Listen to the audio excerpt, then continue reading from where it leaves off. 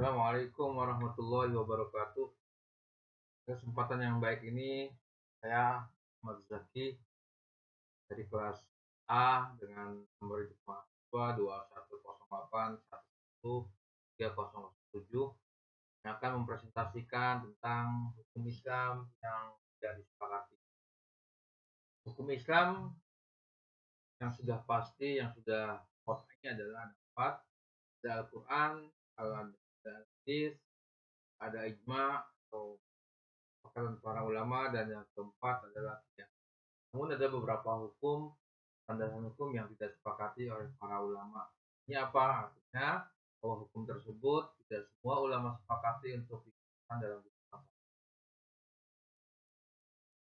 Yang pertama adalah istihsan. Pengertian istihsan menurut bahasa adalah mengembalikan sesuatu kepada yang baik.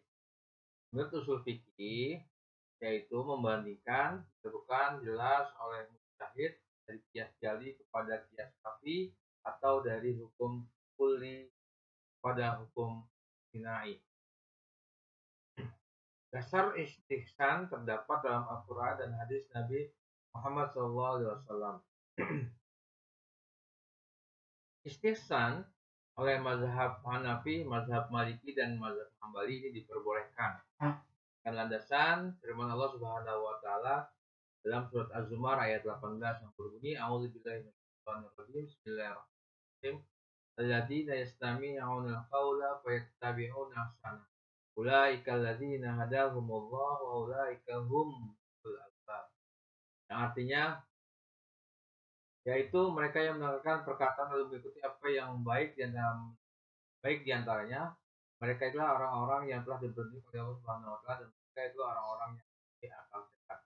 Ini landasan utama mengapa mazhab Hanafi, mazhab Maliki, dan mazhab Hambali memperbolehkan yang namanya istihsan.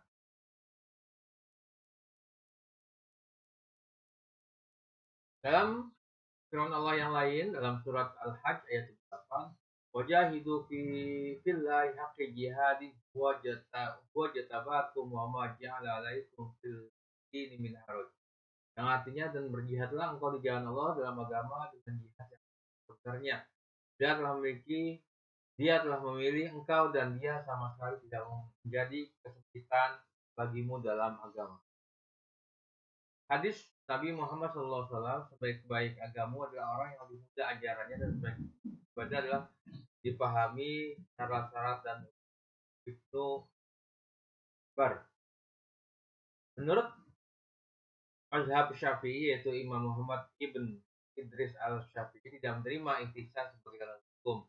Menurutnya, siapa yang menetapkan hukum dengan berdasarkan istihsan sama dengan membuat syariat baru. Bagaimana firman Allah Subhanahu wa taala dalam surat Al-An'am ayat 38. Allah Subhanahu wa taala berfirman, Bismillahirrahmanirrahim.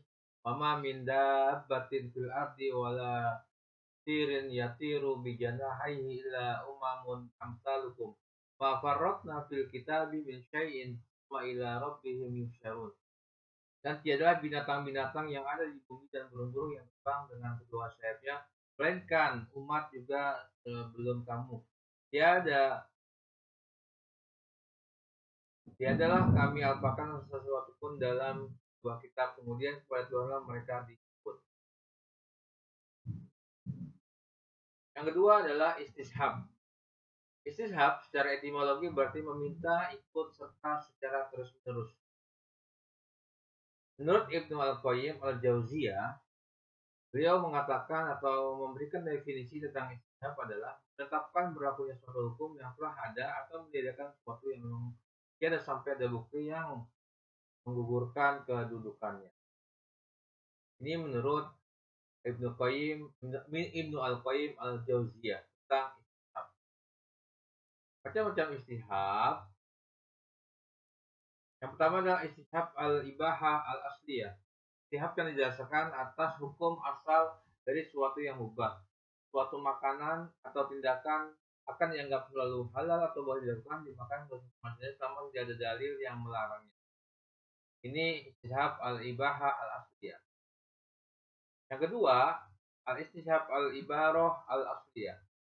Istihab yang didasarkan atas prinsip bahwa pada dasarnya setiap orang bebas dari tuntutan hukum taklifi.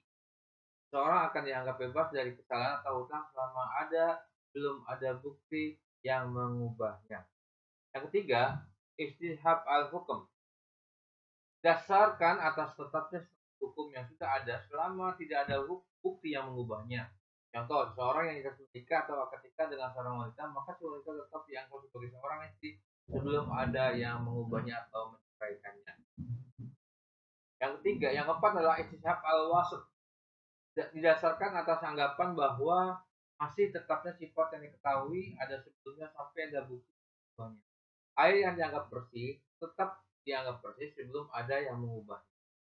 Artinya kalau ada air yang memang itu sudah mensucikan, dia akan tetap suci dan mensucikan sampai ada yang mengubahnya. Misalkan ada kotoran atau najis yang masuk ke dalam air tersebut, maka itu akan berubah hukum atau dasarnya. Yang kedua adalah maslahah al-mursalah. Menurut Abdul Wahab Khalaf, sesuatu yang dianggap maslahah namun tidak ada ketegasan hukum untuk merealisasikannya dan tidak ada pula dalil yang mendukung maupun yang menolaknya sehingga ia dikatakan maslahah al-mursalah, maslahah yang lepas dari dalil secara khusus. Itu menurut Abdul Wahab Khalaf.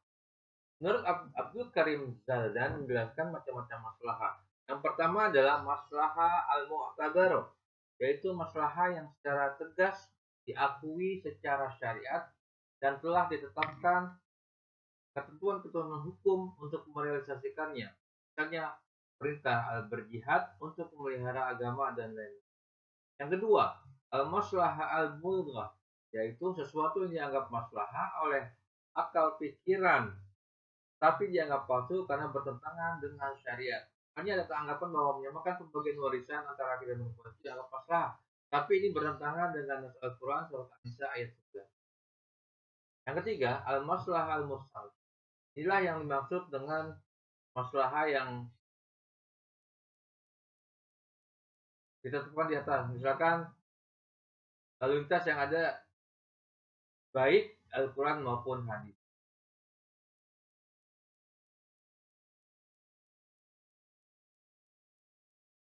Yang berikutnya adalah al-urf atau adat istiadat. Al-urf secara etimologi atau secara bahasa berarti sesuatu yang dipandang baik dan diterima oleh akal sehat.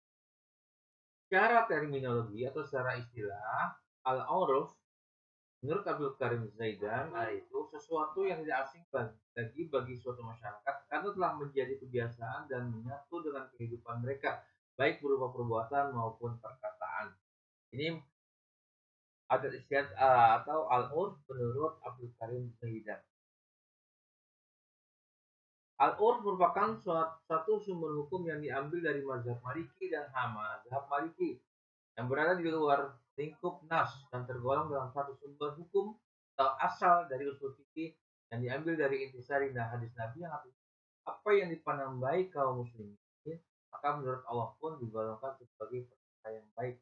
Menurut mazhab Maliki dan Hanafi bahwa hukum yang ditetapkan berdasarkan urf yang sahih sama dengan yang ditetapkan berdasarkan dalil. Al-urf atau adat istiadat dibagi menjadi dua macam. Pertama adalah al-urf yang fasid atau rusak atau jelek yang tidak bisa diterima, yaitu urf yang bertentangan dengan nas qat'i Al-Quran maupun baik Al-Quran maupun Al-Hadis. Yang kedua ada al-urf yang sahih, baik atau benar, suatu kebiasaan baik yang tidak bertentangan dengan syariat, baik itu Al-Quran maupun Al-Hadis. Yang berikutnya adalah satu zari'ah. Satu zari'ah menurut bahasa tutup dan zaroi tajaman dari zariah berarti wasil atau jalan. Jadi artinya penutup jalan atau menutup jalan. Jangan menurut istilah menghambat segala sesuatu yang menjadi jalan kerusakan. Yang dimaksud dengan satu zariah ialah mencegah atau menyimpan sesuatu yang membuat kerusakan atau menyebabkan jalan lain yang menyebabkan seseorang kepada kerusakan. Yang berikutnya adalah syar'uman qoblana.